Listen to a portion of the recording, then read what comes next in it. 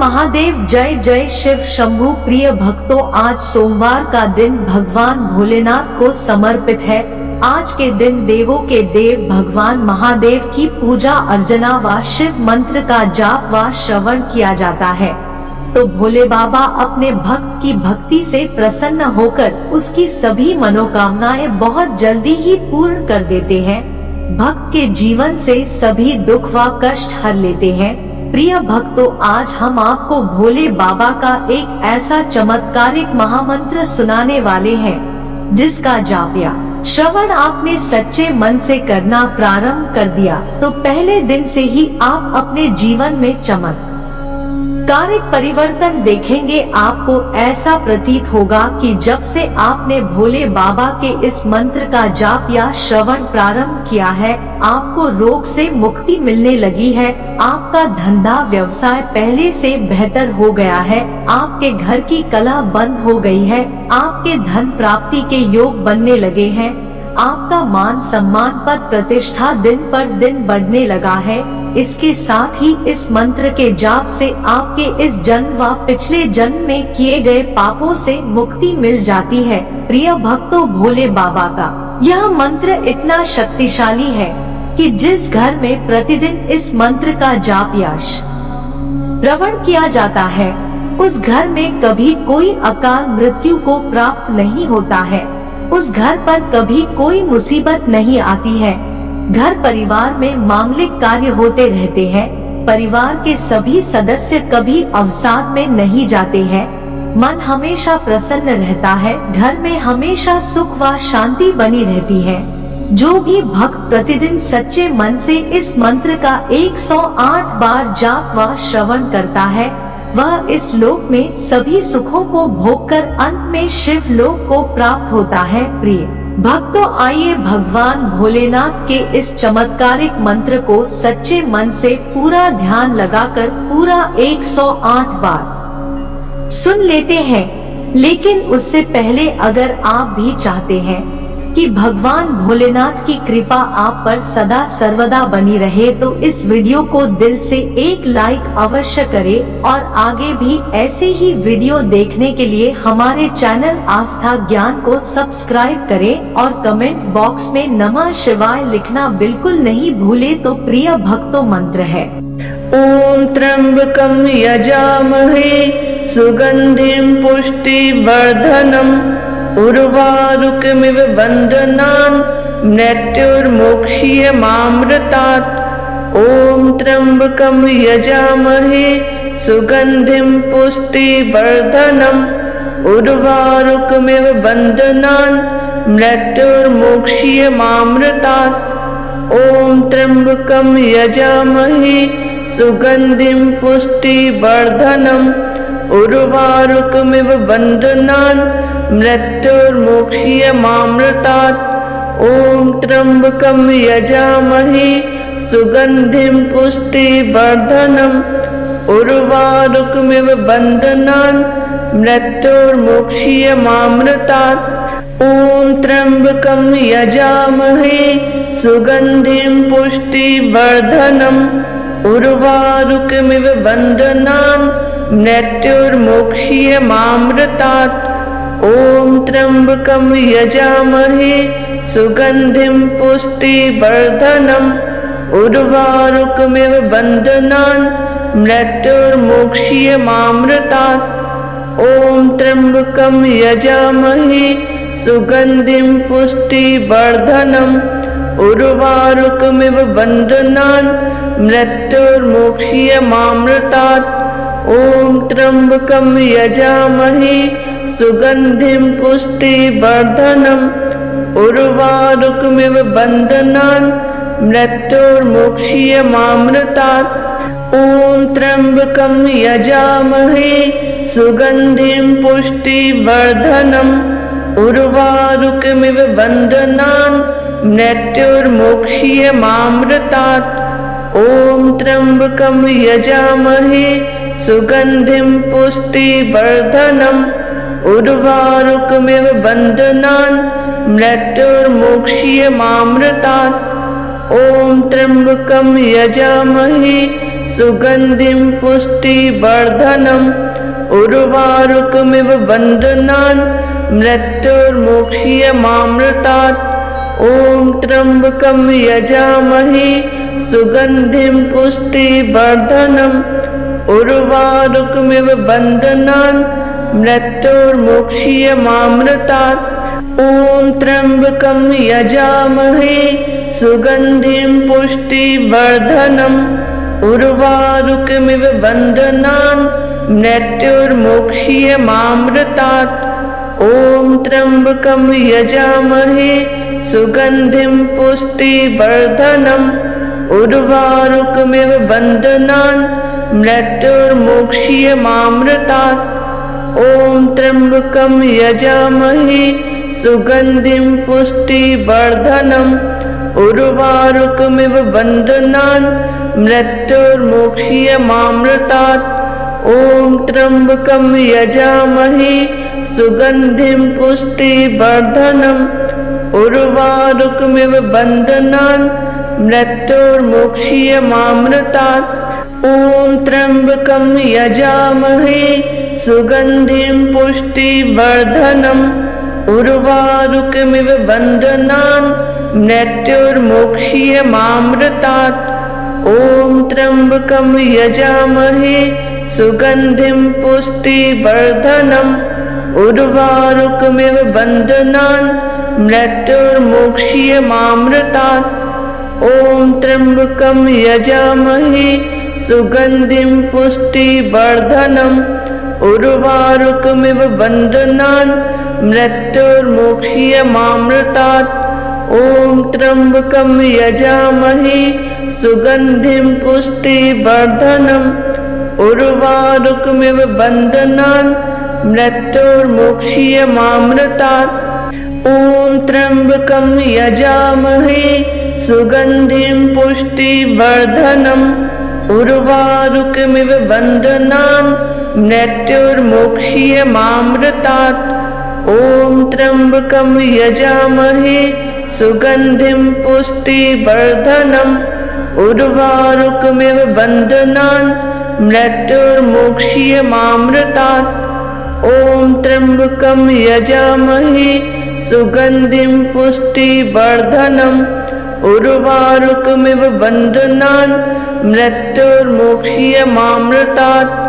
ॐ त्र्यम्बकं यजामहे सुगन्धिं पुष्टिवर्धनम् उर्वारुकमिव बन्धनान् मृत्युर्मोक्ष्यमामृतात्। ॐ त्र्यम्बकं यजामहे सुगन्धिं पुष्टिवर्धनम् उर्वारुकमिव बन्धनान् मृत्युर्मोक्ष्यमामृतात्। ॐ त्र्यम्बकं यजामहे सुगन्धिं पुष्टिवर्धनम् उर्वारुकमिव बन्धनान् मृत्युर्मोक्ष्यमामृतात्। ॐ त्र्यम्बकं यजामहे सुगन्धिं पुष्टिवर्धनम् उर्वारुकमिव बन्धनान् मृत्युर्मोक्ष्यमामृतात्।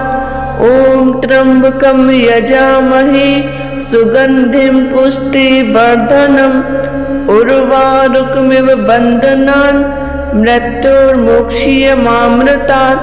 ॐ त्र्यम्बकं यजामहे सुगन्धिं पुष्टिवर्धनम् उर्वारुकमिव बन्धनान् मृत्युर्मोक्ष्यमामृतात्। ॐ त्र्यम्बकं यजामहे सुगन्धिं पुष्टिवर्धनम् उर्वारुकमिव बन्धनान् मृत्युर्मोक्ष्यमामृतात्। ॐ त्र्यम्बकं यजामहे सुगन्धिं पुष्टिवर्धनम् उर्वारुकमिव बन्धनान् मृत्युर्मोक्ष्यमामृतात्। ॐ त्र्यम्बकं यजामहे सुगन्धिं पुष्टिवर्धनम् उर्वारुकमिव बन्धनान् मृत्युर्मोक्ष्यमामृतात्। ॐ त्र्यम्बकं यजामहे सुगन्धिं पुष्टिवर्धनम् उर्वारुकमिव बन्धनान् मृत्युर्मोक्ष्यमामृतात्। ॐ त्र्यम्बकं यजामहे सुगन्धिं पुष्टिवर्धनम् उर्वारुकमिव बन्धनान् मृत्युर्मोक्ष्यमामृतात् ॐ त्र्यम्बकं यजामहे सुगन्धिं पुष्टिवर्धनम् उर्वारुकमिव बन्धनान् मृत्युर्मोक्ष्यमामृतात् ॐ त्र्यम्बकं यजामहे सुगन्धिं पुष्टिवर्धनम् उर्वारुकमिव बन्धनान् मृत्युर्मोक्ष्यमामृतात् ॐ त्र्यम्बकं यजामहे सुगन्धिं पुष्टिवर्धनम् उर्वारुकमिव बन्धनान् मृत्युर्मोक्ष्यमामृतात् ॐ त्र्यम्बकं यजामहे सुगन्धिं पुष्टिवर्धनम् उर्वारुकमिव बन्धनान् मृत्युर्मोक्ष्यमामृतात् ॐ त्र्यम्बकं यजामहे सुगन्धिं पुष्टिवर्धनम् उर्वारुकमिव बन्धनान् मृत्युर्मोक्ष्यमामृतात् ॐ त्र्यम्बकं यजामहे सुगन्धिं पुष्टिवर्धनम् उर्वारुकमिव बन्धनान् मृत्युर्मोक्ष्यमामृतात् ॐ त्र्यम्बकं यजामहे सुगन्धिं पुष्टिवर्धनम् उर्वारुकमिव बन्धनान् मृत्युर्मोक्ष्यमामृतात् ॐ त्र्यम्बकं यजामहे सुगन्धिं पुष्टिवर्धनम् उर्वारुकमिव बन्धनान् मृत्युर्मोक्ष्यमामृतात् ॐ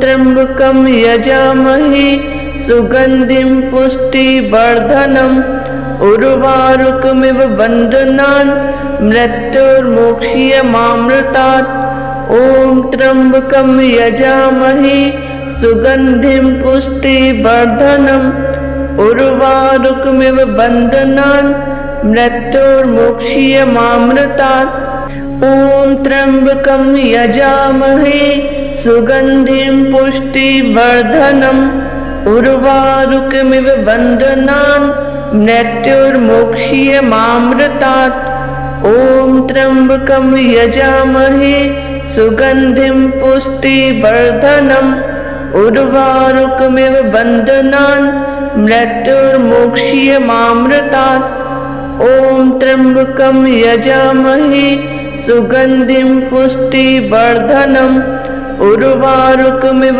बन्धनान् मृत्युर्मोक्ष्यमामृतात् ॐ त्र्यम्बकं यजामहे सुगन्धिं पुष्टिवर्धनम् उर्वारुकमिव बन्धनान् मृत्युर्मोक्ष्यमामृतात् ॐ त्र्यम्बकं यजामहे सुगन्धिं पुष्टिवर्धनम् उर्वारुकमिव बन्धनान् मृत्युर्मोक्ष्यमामृतात् ॐ त्र्यम्बकं यजामहे सुगन्धिं पुष्टिवर्धनम् उर्वारुकमिव बन्धनान् मृत्युर्मोक्ष्यमामृतात् ॐ त्र्यम्बकं यजामहे सुगन्धिं पुष्टिवर्धनम् उर्वारुकमिव बन्धनान् मृत्युर्मोक्ष्यमामृतात् ॐ त्र्यम्बकं यजामहे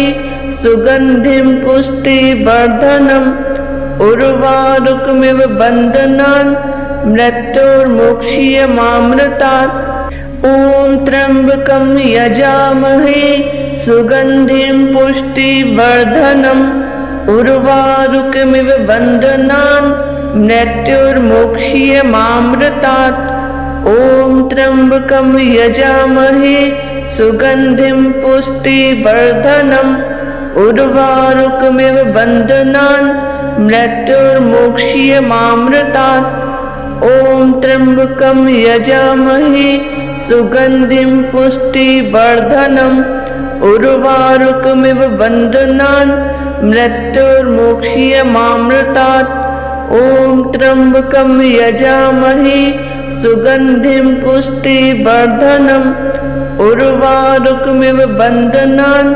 मृत्युर्मुक्षीयमामृतात्। ॐ त्र्यम्बकं यजामहे सुगन्धिं पुष्टिवर्धनम् उर्वारुकमिव बन्धनान् मृत्युर्मुक्षीयमामृतात्। ॐ त्र्यम्बकं यजामहे सुगन्धिं पुष्टिवर्धनम् उर्वारुकमिव बन्धनान् मृत्युर्मुक्षीयमामृतात्। ॐ त्र्यम्बकं यजामहे सुगन्धिं पुष्टिवर्धनम् उर्वारुकमिव बन्धनान् मृत्युर्मुक्षीयमामृतात्। ॐ त्र्यम्बकं यजामहे सुगन्धिं पुष्टिवर्धनम् उर्वारुकमिव बन्धनान् मृत्युर्मुक्षीयमामृतात्।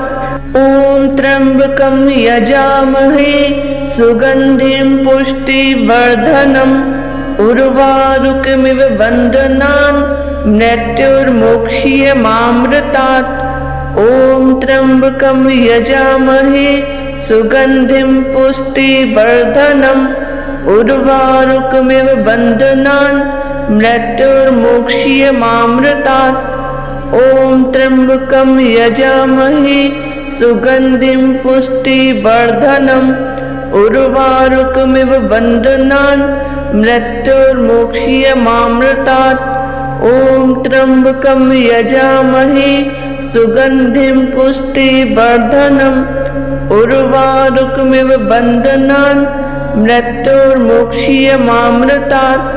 ॐ त्र्यम्बकं यजामहे सुगन्धिं पुष्टिवर्धनम् उर्वारुकमिव बन्धनान् मृत्युर्मुक्षीयमामृतात्। ॐ त्र्यम्बकं यजामहे सुगन्धिं पुष्टिवर्धनम् उर्वारुकमिव बन्धनान् मृत्युर्मुक्षीयमामृतात्। ॐ त्र्यम्बकं यजामहे सुगन्धिं पुष्टिवर्धनम् उर्वारुकमिव बन्धनान् मृत्युर्मुक्षीयमामृतात्। ॐ त्र्यम्बकं यजामहे सुगन्धिं पुष्टिवर्धनम् उर्वारुकमिव बन्धनान् मृत्युर्मुक्षीयमामृतात्।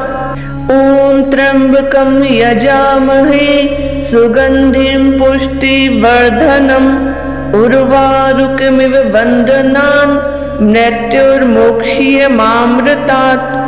ॐ त्र्यम्बकं यजामहे सुगन्धिं पुष्टिवर्धनम् उर्वारुकमिव बन्धनान् मृत्युर्मुक्षीयमामृतात्।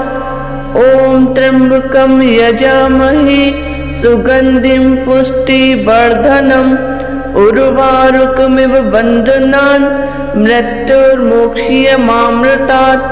ॐ त्र्यम्बकं यजामहे सुगन्धिं पुष्टिवर्धनम् उर्वारुकमिव बन्धनान् मृत्युर्मुक्षीयमामृतात्। ॐ त्र्यम्बकं यजामहे सुगन्धिं पुष्टिवर्धनम् उर्वारुकमिव बन्धनान् मृत्युर्मुक्षीयमामृतात्। ॐ त्र्यम्बकं यजामहे सुगन्धिं पुष्टिवर्धनम् उर्वारुकमिव बन्धनान् मृत्युर्मुक्षीयमामृतात्। ॐ त्र्यम्बकं यजामहे सुगन्धिं पुष्टिवर्धनम् उर्वारुकमिव बन्धनान् मृत्युर्मुक्षीयमामृतात्। ॐ त्र्यम्बकं यजामहे सुगन्धिं पुष्टिवर्धनम् उर्वारुकमिव बन्धनान् मृत्युर्मुक्षीयमामृतात्। ॐ त्र्यम्बकं यजामहे सुगन्धिं पुष्टिवर्धनम् उर्वारुकमिव बन्धनान् मृत्युर्मुक्षीयमामृतात्। ॐ त्र्यम्बकं यजामहे सुगन्धिं पुष्टिवर्धनम् उर्वारुकमिव बन्धनान् मृत्युर्मुक्षीयमामृतात्। ॐ त्र्यम्बकं यजामहे सुगन्धिं पुष्टिवर्धनम् उर्वारुकमिव बन्धनान् मृत्युर्मोक्षीयमामृतात्। ॐ त्र्यम्बकं यजामहे सुगन्धिं पुष्टिवर्धनम् उर्वारुकमिव बन्धनान् मृत्युर्मोक्षीयमामृतात्। ॐ त्र्यम्बकं यजामहे सुगन्धिं पुष्टिवर्धनम् उर्वारुकमिव बन्धनान् मृत्युर्मोक्षीयमामृतात्। ॐ त्र्यम्बकं यजामहे सुगन्धिं पुष्टिवर्धनम् उर्वारुकमिव बन्धनान् मृत्युर्मोक्षीयमामृतात्। ॐ त्र्यम्बकं यजामहे सुगन्धिं पुष्टिवर्धनम् उर्वारुकमिव बन्धनान् मृत्युर्मोक्षीयमामृतात्। ॐ त्र्यम्बकं यजामहे सुगन्धिं पुष्टिवर्धनम् उर्वारुकमिव बन्धनान् मृत्युर्मोक्षीयमामृतात्। ॐ त्र्यम्बकं यजामहे सुगन्धिं पुष्टिवर्धनम् उर्वारुकमिव बन्धनान् मृत्युर्मोक्षीयमामृतात्। ॐ त्र्यम्बकं यजामहे सुगन्धिं पुष्टिवर्धनम् उर्वारुकमिव बन्धनान् मृत्युर्मोक्षीयमामृतात्। ॐ त्र्यम्बकं यजामहे सुगन्धिं पुष्टिवर्धनम् उर्वारुकमिव बन्धनान् मृत्युर्मोक्षीयमामृतात्। ॐ त्र्यम्बकं यजामहे सुगन्धिं पुष्टिवर्धनम् उर्वारुकमिव बन्धनान् मृत्युर्मोक्षीयमामृतात्। ॐ त्र्यम्बकं यजामहे सुगन्धिं पुष्टिवर्धनम् उर्वारुकमिव बन्धनान् मृत्युर्मोक्षीयमामृतात्। ॐ त्र्यम्बकं यजामहे सुगन्धिं पुष्टिवर्धनम् उर्वारुकमिव बन्धनान् मृत्युर्मोक्षीयमामृतात्। ॐ त्र्यम्बकं यजामहे सुगन्धिं पुष्टिवर्धनम् उर्वारुकमिव बन्धनान् मृत्युर्मोक्षीयमामृतात्। ॐ त्र्यम्बकं यजामहे सुगन्धिं पुष्टिवर्धनम् उर्वारुकमिव बन्धनान् मृत्युर्मोक्षीयमामृतात्। ॐ त्र्यम्बकं यजामहे सुगन्धिं पुष्टिवर्धनम् उर्वारुकमिव बन्धनान् मृत्युर्मोक्षीयमामृतात्। ॐ त्र्यम्बकं यजामहे सुगन्धिं पुष्टिवर्धनम् उर्वारुकमिव बन्धनान् मृत्युर्मोक्षीयमामृतात्। ॐ त्र्यम्बकं यजामहे सुगन्धिं पुष्टिवर्धनम् उर्वारुकमिव बन्धनान् मृत्युर्मोक्षीयमामृतात्। ॐ त्र्यम्बकं यजामहे सुगन्धिं पुष्टिवर्धनम् उर्वारुकमिव बन्धनान् मृत्युर्मोक्षीयमामृतात्। ॐ त्र्यम्बकं यजामहे सुगन्धिं पुष्टिवर्धनम् उर्वारुकमिव बन्धनान् मृत्युर्मोक्षीयमामृतात्। ॐ त्र्यम्बकं यजामहे सुगन्धिं पुष्टिवर्धनम् उर्वारुकमिव बन्धनान् मृत्युर्मोक्षीयमामृतात्। ॐ त्र्यम्बकं यजामहे सुगन्धिं पुष्टिवर्धनम् उर्वारुकमिव बन्धनान् मृत्युर्मोक्षीयमामृतात्। ॐ त्र्यम्बकं यजामहे सुगन्धिं पुष्टिवर्धनम् उर्वारुकमिव बन्धनान् मृत्युर्मोक्षीयमामृतात्। ॐ त्र्यम्बकं यजामहे सुगन्धिं पुष्टिवर्धनम् उर्वारुकमिव बन्धनान् मृत्युर्मोक्षीयमामृतात्। ॐ त्र्यम्बकं यजामहे सुगन्धिं पुष्टिवर्धनम् उर्वारुकमिव बन्धनान् मृत्युर्मोक्ष्यमामृतात्। ॐ त्र्यम्बकं यजामहे सुगन्धिं पुष्टिवर्धनम् उर्वारुकमिव बन्धनान् मृत्युर्मोक्ष्यमामृतात्। ॐ त्र्यम्बकं यजामहे सुगन्धिं पुष्टिवर्धनम् उर्वारुकमिव बन्धनान् मृत्युर्मोक्ष्यमामृतात्। ॐ त्र्यम्बकं यजामहे सुगन्धिं पुष्टिवर्धनम् उर्वारुकमिव बन्धनान् मृत्युर्मोक्ष्यमामृतात्। ॐ त्र्यम्बकं यजामहे सुगन्धिं पुष्टिवर्धनम् उर्वारुकमिव बन्धनान् मृत्युर्मोक्ष्यमामृतात्। ॐ त्र्यम्बकं यजामहे सुगन्धिं पुष्टिवर्धनम् उर्वारुकमिव बन्धनान् मृत्युर्मोक्ष्यमामृतात्। ॐ त्र्यम्बकं यजामहे सुगन्धिं पुष्टिवर्धनम् उर्वारुकमिव बन्धनान् मृत्युर्मोक्ष्यमामृतात्।